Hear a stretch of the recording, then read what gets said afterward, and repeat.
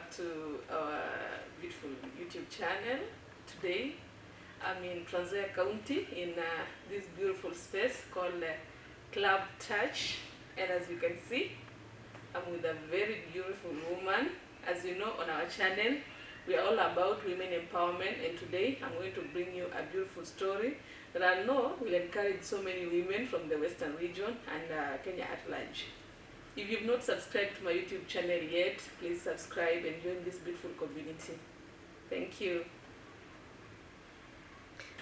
Guys, as I said, today we have a beautiful guest here in our YouTube channel today, and I want her to introduce herself.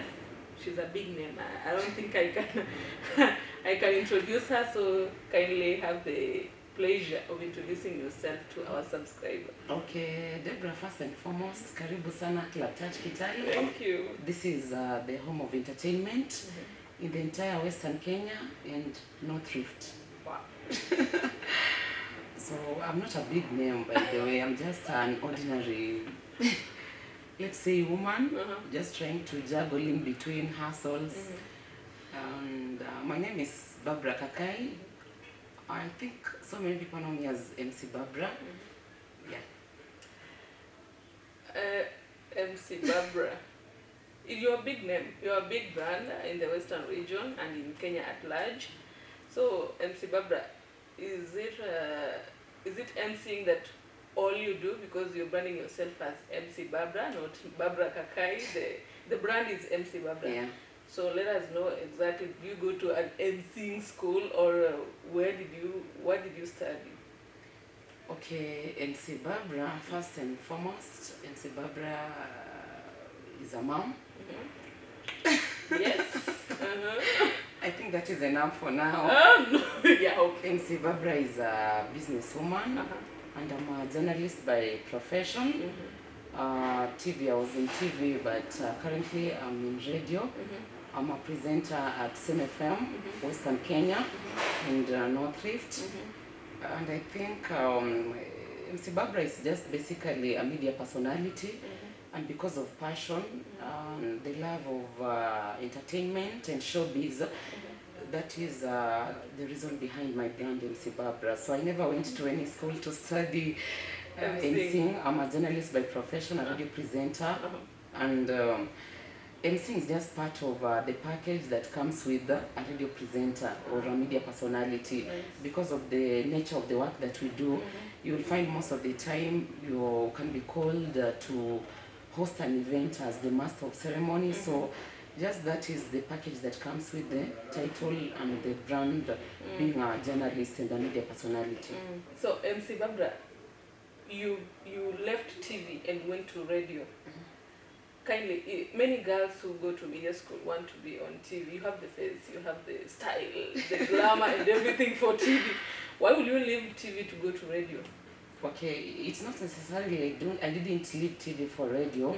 While in the university, I studied broadcast, that is TV and radio. So whatever I studied is flexible enough to allow me work in TV and radio at the same time. So actually my journey started in 2016.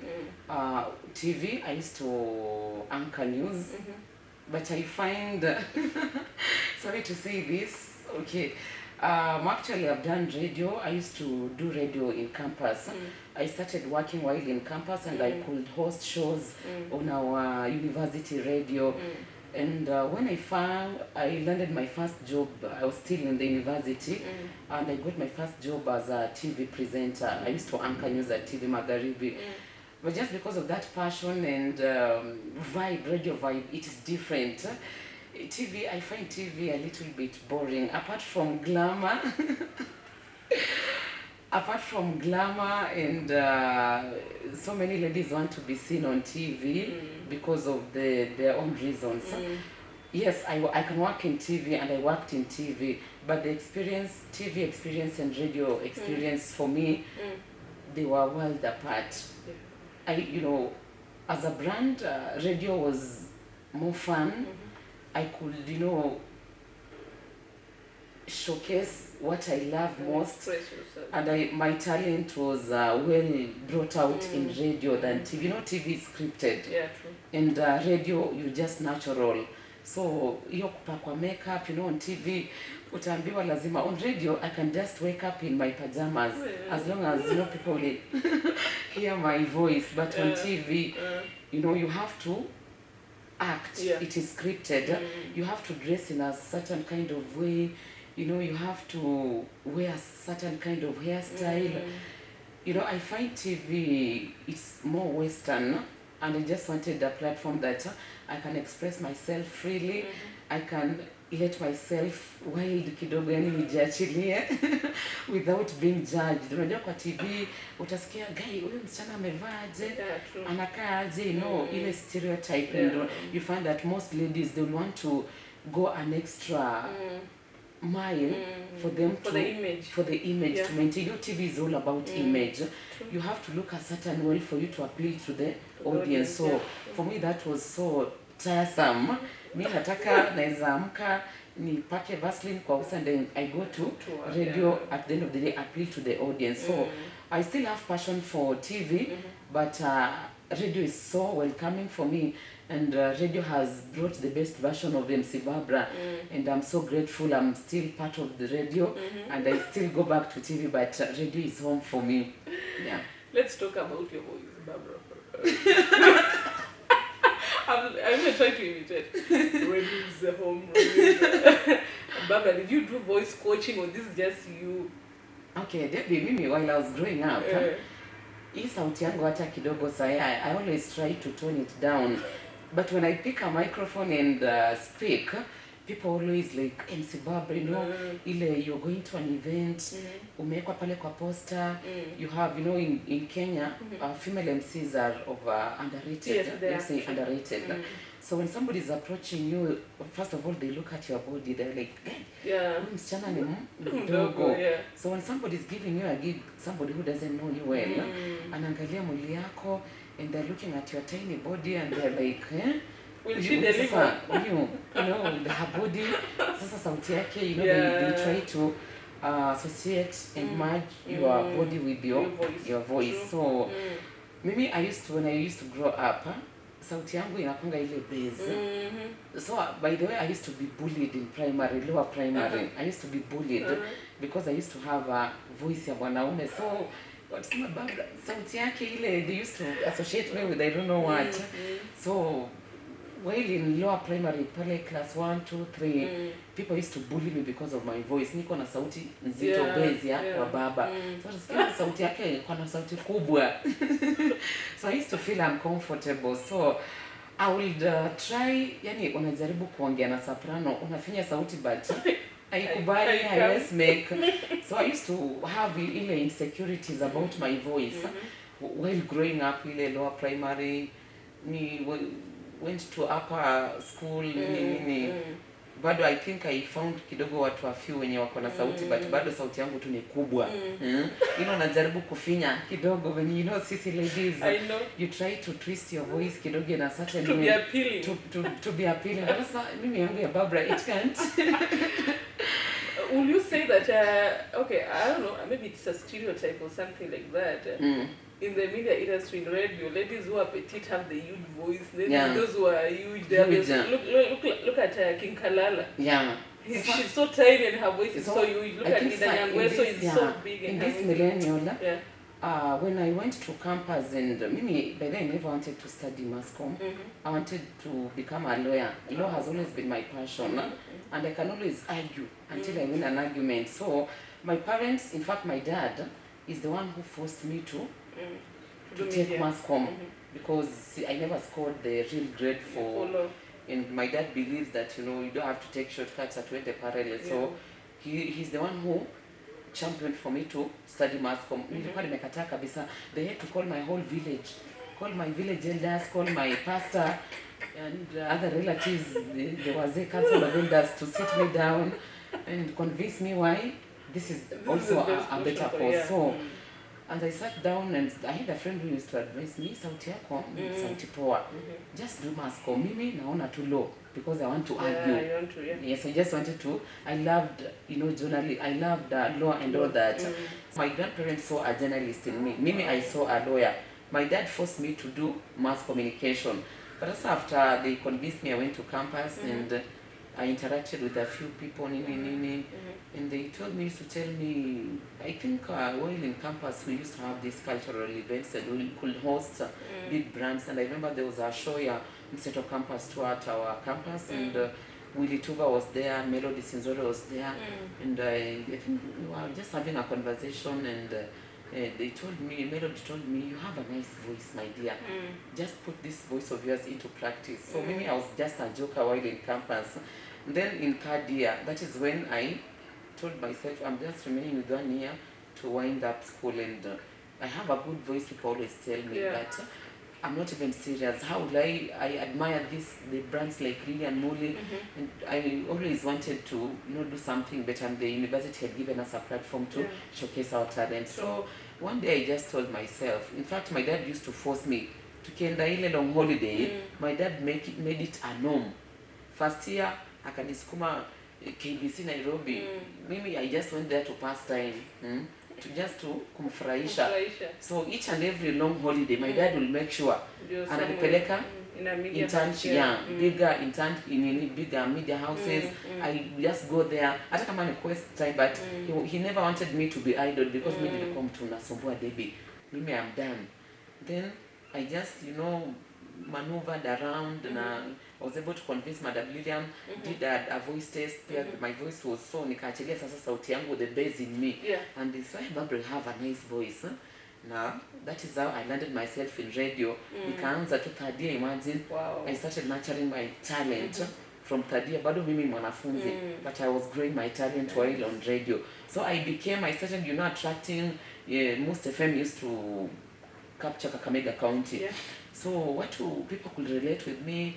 Nikaanza kukua celeb, nikikuwa campus, I started to become a household name. In fact, it was Empress. They used to call me Empress Barbara, not even MC Barbara.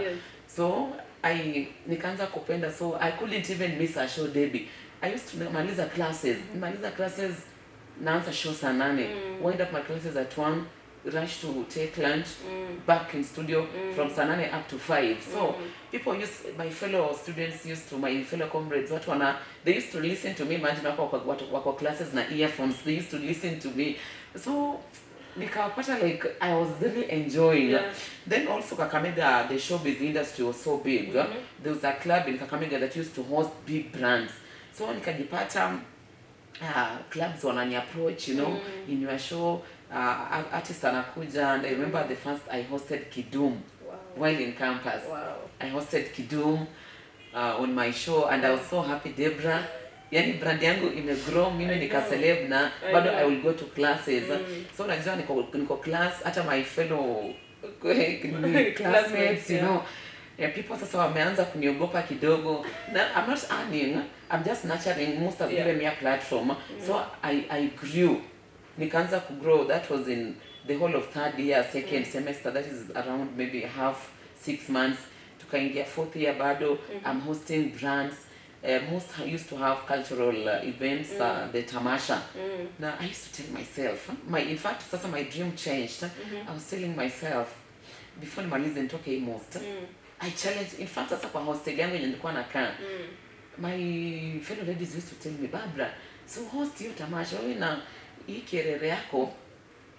So I told myself, and I had seen, in fact, we used to be the same campus, and you are one lady who used to challenge me. Tunaona Debra Kisongoche pale na host pale, used to model. You used to encourage me so much. And then, guys, I used to model. Debbie used to model. Yani, you could see Debbie like in the Nairobi, and so in fact you're the one who challenged me more. Yeah, we used to meet in Cottage, and I'm like, hey Debbie was the superstar in campus. As a Barbara, I'm just trying to copy Debbie. I'm just trying to imitate Debbie. I want to be like Debra Kisongoche, but Mimi, I'm Barbara. So naona Debra, she's there shooting, being featured in show ya Mshamba. She's in campus. utaona Debra kwa magazeti, the Nairobians. I'm like, what is Debra doing that maybe I can't? Na mimi niko Musefem, I have a brand. Na huyu Debra is doing so much. But you used to motivate me behind the scenes. Ni venye tu singekwambia. So I used to see my image in you. So you are my pace setter. So I wanted to be like Debra. Kumbe God had plans for me. So I used to nikaanza kujipata mimi ni celeb. Hata I could be called kwa hizi clubs za Kakamega, come there artists wakikuja pale naitwa nakuja kidogo tu. I come there to just show appearance, keep the artist company. The artists could come in studio, then they come, I do for them interview, and then they tell me tutaenda lazima ukuje show yetu. I come there also, they hype me. Aki Debra, that is how I grew. So fourth year I challenged myself to host the biggest Tamasha cultural festival, over 10,000 comrades. Kuna the community around and artists from Nairobi, the big brands. So I approached the entertainment fraternity. I told them, Mimi, this time round, I'm hosting this event. But he deep down, I'm like, wait, Barbara, I wanafunzi 10,000. I know campus venye. Ndio, I have fans, but not everybody. Ameshaniona niki. Imagine majority of them used to hear the they voice. know your voice, but they don't know the face. Huyu dem ni student wa hapa. So I approached somebody from the entertainment and they told me, yes, tutakupea platform. So I did practice karibu 3 weeks.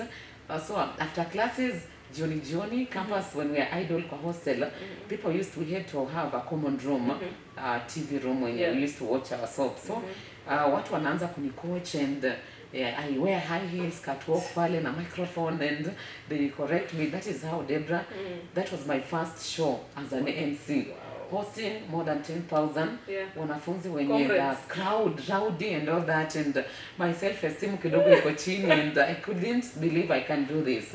So that is how niliingia kwa stage day one. And I'm so proud of you. Day one. Tamasha used to go up to 3 days. 3 days. So day one nimeingia pale kwa stage. I'm looking at myself, where am I really going to do this? Stage fright, it was so huge for me. It was so intense for me. But nikajiambia tu the ladies at the hostel, wao ndio walinipush further. Barbara, you can do this. So wao walisema sisi tutakuja tu tusimame mbele, we cheer you. And back they came wakatafuta tu spaces za mbele. Nikiingia stage, they used to, unajua unaingia stage, you have a voice. But this is not the thing that it is my first thing as an MC kwa stage. Nimevaa vizuri, but sasa yani ile stage fright inanimaliza. So nikaingia kwa stage, unajaribu kutoa sauti. I've been coached behind the scenes with a few MCs here and then. Naingia kwa stage, natoa sauti kidogo, na meza sauti, na unajua venye people are not patient. Venye MC wanakuambia MC wewe unabo toka kwa stage, wewe msichana atoke kwa stage. Nikaingia kwa stage, wanajaribu kusalimia watu, well, few will respond, wengine they will start booing because you're boring. So they booed the first time. The first 2 seconds, wengine wakaboo, huyu msichana aongee ama atoke kwa stage, you know. How did it feel? And then I was like, I told myself, I can do this. And I had another MC, a male MC, nikamaita and I told him, can I just go behind huko kidogo, nitoe fright, then nirudi. I went behind the stage.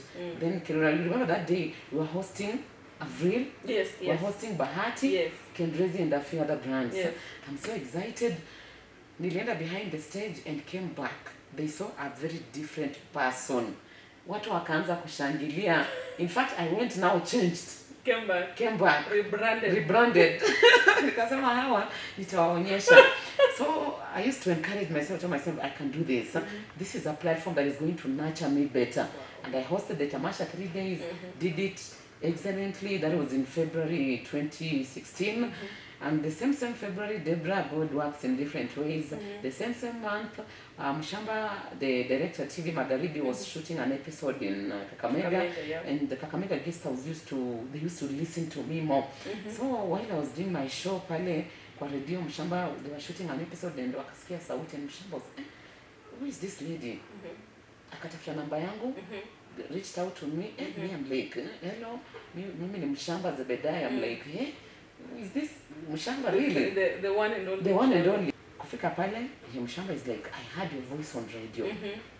He saw me in person. In person, yeah. He's like, uko na sura ya TV. Yeah. Uko na sauti.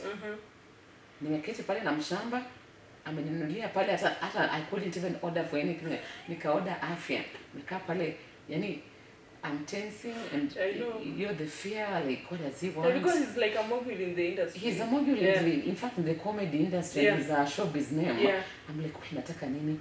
Within 5 minutes he's like, nakupea kazi.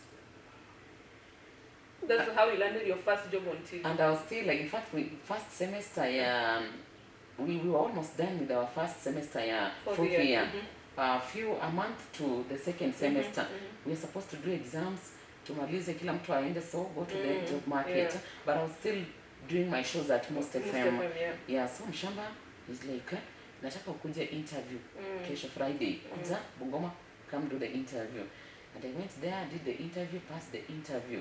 Sasa I'm here. I'm still a student. Yeah. I'm still doing shows at Most FM. I've landed my first job in TV. Sijamaliza shule. I still have 1 full semester. Sijafanya hata exams za first semester. So I went back to school and I called my dad and I told my dad, Daddy, and my dad told me, wewe bado uko shule. Utafanya aje? And I told dad, I'll be commuting. Yeah.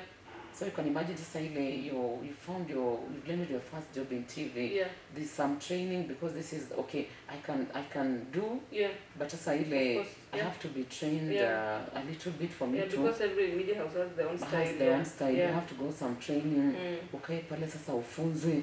Sasa now this is a new thing. Me, but I was never a makeup person in campus. Nilikuwa napaka hizi kidogo lakini unaenda kwa TV you're being introduced to something different. A different way of dressing, a different way of presentation, a different brand. So I had to undergo a training. So Deborah, the first 2 weeks, and funny enough, I was also pregnant. The same month. Things happened so fast. The same month. Blessings. Triple. Find my first job, pregnant, first month, everything, ilikuja, it came as a shock to me. I was like, what? Yeah. Kumbe God is just working on me differently. Yeah, his own way, Then your first months, they always stressful. Crazy. I'm here, I have classes, I'm commuting from Kakamega to Bungoma daily, go there, trained, nikuja lectures and all that, bado niko na show. I don't want to quit so I'm here, overwhelmed, I don't know what to do, and I told Madam Lillian, the one who had given me a platform at Most FM, and I told her I found a job, and they were so happy. Wow. They're like, Most has nurtured somebody.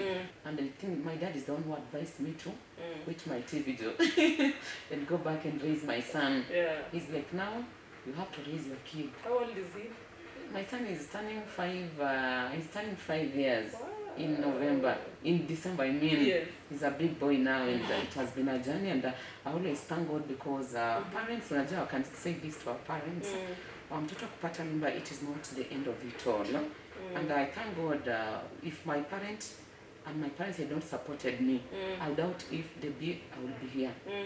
If my parents had neglected me, we have our African parents, kids, you can mess up. Yeah. But as a parent, you are supposed to sit down with your child, tell this child it is not the end of the world. True. And if my dad had not done that for me, Deborah, I wouldn't be here. So as parents, what I can tell parents, kids can mess up in one way or another. But as a parent, you are supposed to be coming through for your kids. Come support this child. I've seen Bungoma County has cases of teenage pregnancies. Entire Western Kenya, the entire country, the issue of teenage pregnancy is here to stay. But as parents, because at the end of the day, parent, you perform your parent duties. Na mtoto pia ata mess up yeye mwenyewe. You can never blame parents for the misfortunes of their kids. If a girl is getting pregnant, I can see people saying wazazi wamelea watoto vibaya. Mimi, my dad was a strict dad, Deborah, but I got pregnant anyway. So for what parents can do for their kids, always come through for your kid. Mtoto anaweza wanasema kuvunjika kwa mwiko sio mwisho wa kupika. Encourage your kids. If maybe my parents had not come through for me, maybe I wouldn't be here. So I can always encourage parents. You can instill discipline in your kids. You can do whatever you can do for your kids. But when it reaches a time, mtoto wako will mess up in one way or another. But always come through for your kids, encourage them, and tell them this is not the end of it all. And that is what my parents did for me. That is why I'm here. I'm asking, are you dating or are you single? But you know, many people are watching. As you said, brands are watching. And you know, people love empowered. No, people love empowered women. You love sharing a good life. You want something to, you want people to... Maybe I'm just happy. I'm happy. Are you happy where? What I can say, I'm happy where I am here. I'm just happy. In this chair. Okay, I'm happy. I have somebody, I have a man in my life, somebody who has been supportive, and he's the reason why my brand has grown to this level. And just to say that I have somebody who has been supportive all along, and he has been a contributor to where I am right now. I just don't want to say much, but wherever he is, ajue tu kwamba he's appreciated. Do you have a brother? He's loved, and when you know, in our entertainment, there's this thing like female journalists, or when we've been branded somebody in the entertainment industry, females. When you have the right person besides you, you can always achieve. I cannot say Deborah, kuwa single imenifikisha hapa, I cannot say anything. But if you have somebody who supports you, if you have a man who supports you, just thank God for them, and I just thank God because this person has been supportive. We thank God for you. Thank God for him. That is just what I have to say. Oh my God. Thank you so much, Barbara, for hosting us here at Club Touch. Guys, if you've never been here, please come. Thank you so much for watching today's video. If you've not subscribed to our channel yet, please subscribe. And Barbara, we'll come back. Karibuni sana. You know, today we came for the interview, and I know, Deborah, I want to have you guys here. This is home. Kama hujafika Club Touch Kitale, you don't know what you're missing. We'll come back.